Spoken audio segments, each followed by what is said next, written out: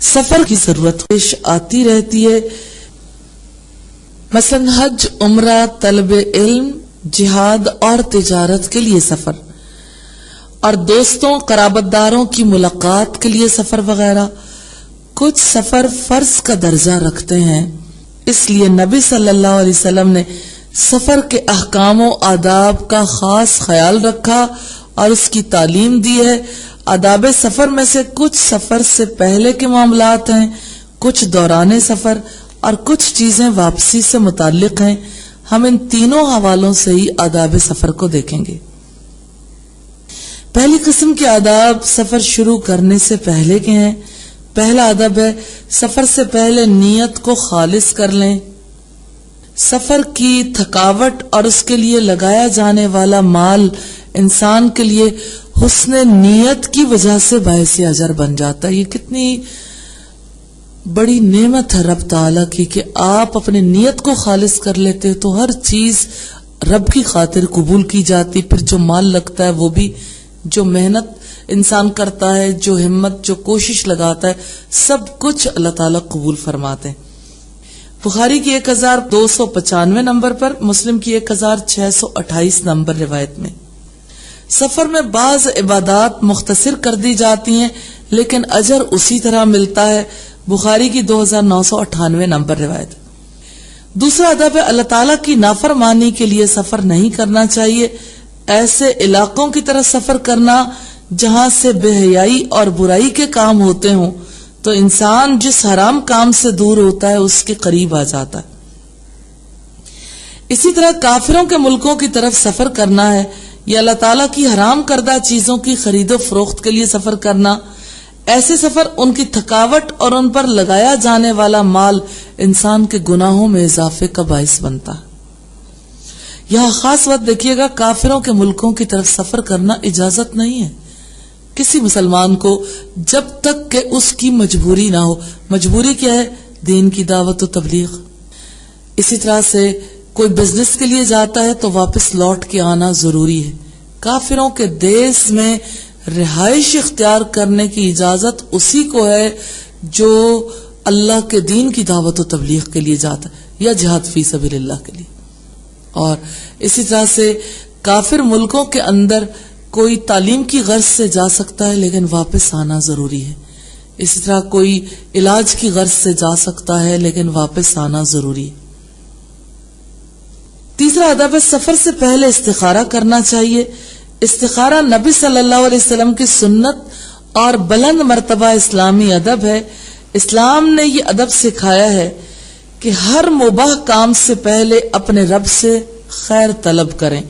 استخارہ میں انسان اپنے علم کو اللہ تعالیٰ کے حوالے کرتا ہے، اس کا مضبوط سہارا تھامتا ہے، اس کی عبودیت کا اقرار کرتا ہے کیونکہ اللہ تعالیٰ کے ماں سوا کوئی خیر اور بھلائی کو نہیں جانتا۔ اللہ تعالیٰ کے سوا اور کوئی ایسا نہیں جو کاموں کے انجام کو جانتا ہو۔ اس میں توحید اور عبودیت کا اظہار ہے۔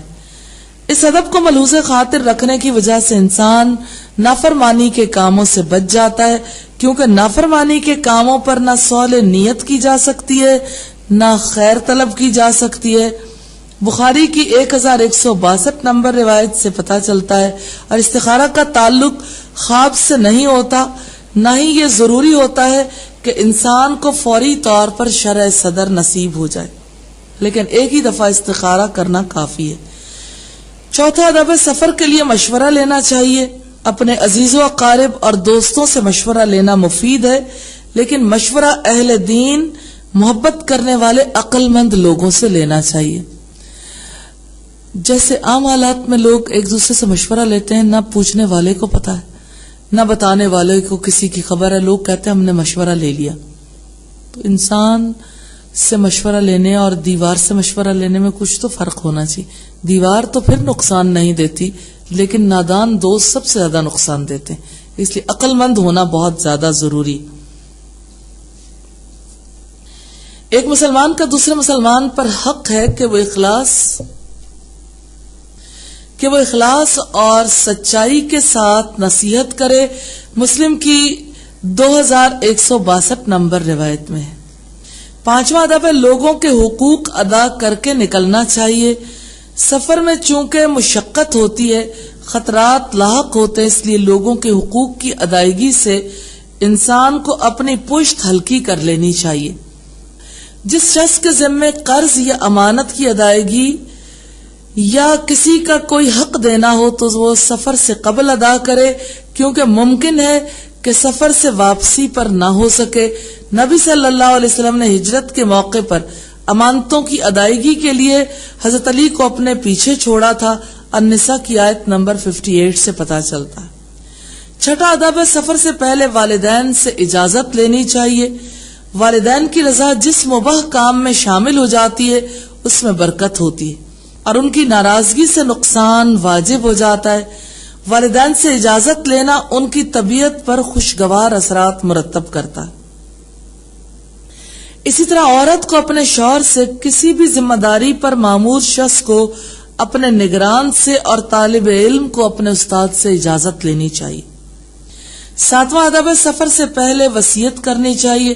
بخاری کی 2738 نمبر روایت سے پتہ چلتا ہے اور یہ روایت مسلم میں بھی موجود ہے۔ جب اپنے مقام پر رہتے ہوئے اسے وصیت کرنی ہے تو سفر میں اس کی ضرورت اور بھی بڑھ جاتی ہے۔ مومن کو اس بات کی حرص رکھنی چاہیے کہ اس سے ہر حقدار کو حق پہنچ جائے۔ آٹھواں ادب ہے، سفر پر جانے سے پہلے اپنا قائم مقام بنا کر جانا چاہیے۔ ایک انسان جب سفر پر جاتا ہے تو زندگی کا پہیہ رکتا نہیں ہے، اس کے پیچھے بھی کام اسی طرح جاری رہتے ہیں، اس لیے ضرورت اس امر کی ہوتی ہے کہ پیچھے کے کاموں کا سلسلہ جاری رکھنے کے لیے قائم مقام بنایا جائے۔ یہ معاملہ گھر کے لیے بھی ہے۔ گھر میں جس کو قائم مقام بنایا جائے وہ ان کی ضروریات پوری کرے گا، ان کے معاملات اور ان کے دین کا خیال رکھے گا اور جانے والے کے پیچھے ہر طرح سے گھر والوں کا خیال رکھے گا۔ اسی طرح سے دیگر معاملات میں بھی ان کا خیال رکھنا ضروری ہے۔ اکثر لوگ اس ادب کا خیال نہیں رکھتے جسے نبی صلی اللہ علیہ وسلم اپنے زندگی میں برتتے تھے۔ آپ صلی اللہ علیہ وسلم جہاد پہ جانے والوں کے پیچھے ان کے جانوروں کا دودھ بھی دھو دیتے تھے، گھروں میں جاتے تھے اور پوچھتے تھے کوئی کام تو نہیں ہے، کسی قسم کی ہیلپ تو نہیں چاہیے، حالانکہ آپ کی ان سے خون کی کوئی رشتہ داری نہیں تھی۔ لیکن دین کی رشتہ داری بھی اتنی بڑی ہے، جہاں کہیں کوئی سفر کے لیے جائے تو باقی لوگوں کو اس چیز کا خیال رکھنا چاہیے۔ نواں ادب ہے، گھر والوں کے لیے اپنی عدم موجودگی میں مال کا انتظام کر کے جانا ضروری ہے، کہیں ایسا نہ ہو کہ وہ بعد میں قرض لینے کے لیے مجبور ہو جائیں یا اپنی ضروریات کو پورا کرنے کے لیے محتاج ہو جائیں۔ 10واں ادب ہے، حلال ذریعے سے سفر خرچ حاصل کرنا چاہیے۔ حلال میں برکت ہے اور اسی میں مسلمان کے لیے اجر ہے، اسی سے دعائیں قبول ہوتی ہیں، جبکہ حرام روزی کی وجہ سے دعائیں قبول نہیں ہوتی۔ مسلم کی 2346 نمبر روایت سے پتہ چلتا ہے۔ مسافر اللہ کے قریب ہوتا ہے اور زیادہ ضرورت مند ہوتا ہے کہ اللہ سے جڑا رہے، اس کی دعائیں قبول ہوتی ہیں۔ حرام روزی کی وجہ سے کیسے دعائیں قبول ہو سکتی ہیں؟ 11واں ادب ہے، ضرورت کے مطابق خرچ لے کر جانا چاہیے۔ سفر میں رہنے سہنے، کھانے پینے اور آمد و رفت کے لیے کافی سرمایے کی ضرورت ہوتی ہے۔ سفر خرچ کم ہو تو انسان مسائل میں مبتلا ہو سکتا ہے، اس لیے مناسب خرچ لے کر چلنا چاہیے۔ 12واں ادب ہے، اگر ایک سے زائد بیویاں ہو تو ان کے درمیان قرعہ ڈالنا چاہیے کہ کس کو ساتھ لے کر جانا ہے۔ بخاری کی 2879 نمبر روایت سے ملتا ہے۔ یہ قرعہ اندازی ایک سے زائد بیویوں کے درمیان عدل کو قائم رکھتی ہے۔ سفر میں بیوی کو ساتھ لے جانے کی وجہ سے انسان بہت سی خرابیوں سے بچا رہتا ہے۔ سفر اچھے ساتھیوں کے ساتھ کرنا چاہیے۔ نبی صلی اللہ علیہ وسلم نے اکیلے سفر کرنے سے روکا۔ بخاری کی 2998 نمبر روایت سے پتہ چلتا ہے۔ سفر میں انسان کی گاڑی خراب ہو سکتی ہے، حادثہ پیش آ سکتا ہے، جبکہ دوستوں کی موجودگی سے انسان کو حوصلہ ملتا ہے اور اس کی مصیبت ہلکی ہو جاتی ہے۔ پھر جن کاموں میں مشورے کی ضرورت ہوتی ہے اس کے لیے آسانی ہو جاتی ہے۔ جب انسان اکیلا ہوتا ہے تو شیطان اس سے کھیلتا ہے یا اس کو وسوسوں میں مبتلا کرتا ہے، پھر وہ نافرمانی کے کام کرتا ہے۔ اس لیے گھر والوں یا صالح دوستوں کا ساتھ ضروری ہے. اگر کسی کو برے دوستوں کے ساتھ رہنا پڑے تو وہ اس کو برے کام کرنے کی ترغیب دلاتے ہیں، برائی کو اس کے سامنے خوش نما بنا کر دکھاتے ہیں اور اس کا خرچ بڑھوا دیتے ہیں. سفر میں لوگوں کے اخلاق و کردار نمایاں ہوتے ہیں. ابو داؤد کی روایت ہے 2607 نمبر پر، بخاری کی روایت ہے 2998 نمبر پر. 14واں ادب ہے سفر کرنے والوں کو اپنے میں سے امیر منتخب کر لینا چاہیے. یہ اسلام کا بڑا اہم ادب ہے. اس کے منافع کو اللہ ہی جانتے ہیں. یہ چناؤ سب کے مشورے سے ہونا چاہیے. منتخب ہونے والا شخص قیادت کے فرائض کو انجام دے گا. ابو داؤد کی 2608 نمبر روایت ہے. کتنے ہی لوگ باہم جھگڑتے ہیں، اختلاف کرتے ہیں، اس لیے امیر کو دینی اور عقلی اعتبار سے افضل ہونا چاہیے تاکہ وہ اپنے علم اور حلم کی وجہ سے ان کے درمیان صلح کروا سکے اور تمام امور زیادہ بہتر طریقے سے دیکھ سکے. 15واں ادب ہے امیر کی اطاعت کو لازم پکڑنا چاہیے اور امیر کی اطاعت اللہ کی اطاعت کے دائرے میں ہوگی، کیونکہ اللہ تعالیٰ کی نافرمانی میں کسی کی اطاعت نہیں. صحیح الجامع کی روایت ہے 7520، مسند احمد کی روایت ہے 1065 نمبر پر. 16واں ادب ہے امیر کو مسافروں سے مشورہ لے کر فیصلے کرنے چاہیے. آل عمران کی 159 نمبر روایت ہے. اور 17واں ادب ہے عورت ایک دن رات کا سفر محرم کے بغیر نہیں کر سکتی. بخاری کی 1088 نمبر روایت ہے اور مسلم کی 3266 نمبر روایت ہے. عورت سفر میں عام حالات کی نسبت زیادہ کمزور ہوتی ہے، اس لیے اس کے ساتھ محرم کا ہونا ضروری ہے. محرم سے مراد باپ، بھائی، بیٹا، رضائی بھائی وغیرہ ہیں. اس سے مراد بہنوئی، دیور، جیٹھ، چچا زاد، پھوپھی زاد، خالہ زاد اور ماموں زاد بھائی نہیں ہیں. ان کے ساتھ سفر کرنا درست نہیں ہے. 18واں ادب ہے سفر کے لیے جمعرات کے دن کا انتخاب کرنا سنت ہے. بخاری کی 2949 نمبر روایت سے پتہ چلتا ہے. اور سفر صبح کے وقت شروع کرنا چاہیے. ترمذی کی 1212 نمبر روایت سے پتہ چلتا ہے. سفر کے لیے مناسب ذریعہ اختیار کرنا چاہیے. سفر کے لیے گاڑی یا دوسرے ذرائع اپنی استطاعت اور ضرورت کے مطابق اختیار کرنے چاہیے، کیونکہ اگر انسان درست ذریعہ منتخب نہ کرے تو بہت سے اہم کام انجام دینے کے قابل نہیں رہتا. 20واں ادب ہے گھر والوں اور دوستوں سے الوداعی ملاقات کرنی چاہیے اور انہیں یوں دعا دینی چاہیے: استودعکم اللہ الذی لا تضیع ودائعہ. ابن ماجہ کی روایت ہے 2825. میں تمہیں اللہ کے سپرد کرتا ہوں کہ جس کے سپرد کی ہوئی کوئی چیز ضائع نہیں ہوتی. 21واں ادب ہے مسافر کو الوداع کہتے ہوئے یہ دعا دینی چاہیے: استودع اللہ دینک و امانتک و خواتیم عملک.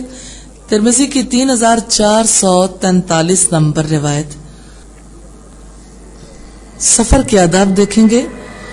پہلا ادب ہے گھر سے نکلتے وقت یہ دعا پڑھنی چاہیے: بسم اللہ توکلت علی اللہ لا حول ولا قوة الا باللہ.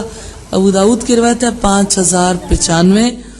اللہ تعالیٰ کے نام سے سفر شروع کرتا ہوں، اسی پر میں نے توکل کیا ہے اور اس کے سوا کسی کو ہٹانے اور کام کرانے کی اجازت نہیں ہے. دوسرا ادب ہے سواری خواہ جہاز ہو یا کشتی، ریل ہو یا گاڑی یا کسی جانور کی سواری، انسان کو آغاز میں یہ دعا پڑھنی چاہیے: سبحان الذی سخر لنا ھذا وما كنا له مقرنین وإنا إلى ربنا لمنقلبون. ابو داؤد کی روایت ہے 2602. ترمذی کی روایت ہے 3464. پاک ہے وہ ذات جس نے اس کو ہمارے لیے تابع کیا اور ہم خود اس کو تابع کرنے والے نہ تھے، اور بلا شبہ ہم اپنے رب کی طرف واپس جانے والے. تیسرا ادب ہے دعائے سفر. جب سواری چل پڑے تو اللہ تعالیٰ سے وہی دعا کریں جو رسول اللہ کیا کرتے تھے: اللہم انا نسألک فی سفرنا ھذا البر والتقوی ومن العمل ما ترضى اللہم هون علینا سفرنا ھذا وَطْوِيَنَّ بُعْدَهُ اللہم انت الصاحب فی السفر والخلیفۃ فی الاہل اللہم انی اعوذ بک من وعثاء السفر وکآبۃ المنظر وسوء المنقلب فی المال والاہل. مسلم کی 3275 نمبر روایت ہے. اللہ ہم تجھ سے اپنے سفر میں نیکی اور تقوی کا اور ایسے عمل کا جسے تو پسند کرتا ہے سوال کرتے ہیں. اے اللہ اس سفر کو ہم پر آسان کر دے, اس کی دوری کو لپیٹ دے. اے اللہ تو ہی سفر میں ہمارا ساتھی ہے اور گھر والوں کا نگران ہے. اے اللہ سفر کی سختی سے, برے مناظر سے اور واپسی پر مال اور گھر میں بری تبدیلی سے میں تیری پناہ مانگتا ہوں. چوتھا ادب ہے جب بلندی کی طرف چڑھیں تو تکبیر کہنی چاہیے اور جب نیچے اتریں تو تسبیح کہنی چاہیے. بخاری کی روایت ہے 2993 نمبر پر. پانچواں ادب ہے مسافروں کو آپس میں تعاون کرنا چاہیے. المائدہ کی آیت نمبر 2 ہے. یہ تعاون امیر غریب کے ساتھ, طاقتور کمزور کے ساتھ کرے گا. اس تعاون سے سفر آسان ہو جاتا ہے. مسلم کی 4517 نمبر روایت ہے. یہ تعاون زائد کھانے, زائد سواری, زائد بستر ہر حوالے سے ہونا چاہیے. گھر سے نکلتے وقت کی دعا, الوداع کہتے ہوئے اور پھر الوداع کہنے کی دعا اور سفر کی دعا کتنی پیاری ہے نا. اس دعا میں دیکھیں نیکی اور تقوی کا سوال ہے, ایسے عمل کا جسے آپ پسند کریں, سفر آسان کر دے, دوری لپیٹ دے, تو سفر میں ہمارا ساتھی ہے, گھر والوں کا نگران ہے, سفر کی سختی سے بچا لے, برے مناظر سے, واپسی پر مال اور گھر میں بری تبدیلی سے. کون سی بات رہ گئی؟ یعنی کمپریہنسو دعا ہے. الحمدللہ. چھٹا ادب ہے سفر کے دوران آرام کر لینا چاہیے. طویل سفروں میں سواری اور سوار دونوں کو آرام کی ضرورت ہوتی ہے. انسان اس دوران اپنے کھانے پینے کی ضروریات بھی پوری کر لیتا ہے اور کچھ آرام کر لینے سے بدن کو راحت ملتی ہے. مسلم کی 3840 نمبر روایت سے پتہ چلتا ہے سفر کی مشقت سے بچنے کے لیے مفید ہے اگر رات آ جائے تو رات کو کچھ دیر نیند لے لینی چاہیے. مسلم کی 1565 نمبر روایت سے پتہ چلتا ہے بہت سے لوگ کہتے ہیں ہمیں تو نیند ہی نہیں آتی, تو یہ کہہ کے بھی سونا نہیں چاہتے. تو اگر پوری رات کا سفر ہے آرام کر لینے میں کوئی حرج کی بات نہیں ہے. ساتواں ادب ہے دوران سفر اللہ تعالیٰ سے دنیا و آخرت کی بھلائی کے لیے دعائیں کرنی چاہیے کیونکہ سفر میں دعائیں قبول ہوتی ہیں. ترمذی کی 1905 نمبر روایت. آٹھواں ادب ہے کسی مقام پر اترتے وقت کوئی تکلیف پیش آ سکتی ہے, کوئی موذی جانور یا کوئی اور تکلیف دہ صورتحال پیدا ہونے سے بچنے کے لیے اللہ تعالیٰ کی پناہ مانگ لینی چاہیے. نواں ادب ہے دوران سفر آرام کے لیے رکیں تو سب کو اکٹھے رہنا چاہیے. رسول اللہ صلی اللہ علیہ وسلم کے دور میں ایسا ہوتا تھا کہ لوگ مختلف وادیوں میں پھیل جاتے تھے. آپ نے فرمایا تمہارا ان وادیوں اور گھاٹیوں میں بکھر جانا شیطان کی طرف سے. ابو داؤد کی روایت ہے 2628 نمبر پر. یہ رسول اللہ صلی اللہ علیہ وسلم کی عظیم سنت ہے, اس میں خیر کثیر ہے, اس کو ضرور اختیار کرنا چاہیے. 11واں ادب ہے راستوں کے درمیان آرام نہیں کرنا چاہیے. سڑکوں پر گاڑیاں چلتی ہیں اور عام راستوں پر لوگ چلتے ہیں. جن راستوں پر لوگ چلتے ہیں اور کھاتے پیتے ہیں وہاں حشرات الارض وغیرہ آ جاتے ہیں. جنگلوں میں راستوں پر اور جانوروں کے آنے کا خطرہ ہوتا ہے, اس لیے راستوں کے درمیان آرام نہیں کرنا چاہیے. مسلم کی 3840, ابن ماجہ کی 329 نمبر روایت سے پتہ چلتا ہے. 12واں ادب ہے عام سفر رات کو کرنے چاہیے. اگر انسان ایسے سفر میں ہو کہ پیچھے گھر والوں کے لیے انتظام ہو, سفر کے لیے اچھی سواری میسر ہو اور گاڑی والے کی نظر میں خرابی نہ ہو تو رات کا سفر زیادہ مفید ہے. ابو داؤد کی روایت ہے 2571 نمبر پر. اور 13واں ادب ہے رات کے ابتدائی حصے میں سوئیں تو بازوؤں پر سر رکھ کر سوئیں, اور اگر رات کے آخری پہر آرام کریں تو بازو کھڑا کر کے ہتھیلی پر سر رکھ لینا چاہیے, کیونکہ نبی صلی اللہ علیہ وسلم کو صبح فجر کی نماز مس ہو جانے کا اور اگر تہجد پڑھنی ہوتی تو اس کے مس ہو جانے کا خطرہ ہوتا تھا. تو سر رکھ کے اس لیے لیٹنا چاہیے ہتھیلی پر کہ غفلت کی وجہ سے صبح کی نماز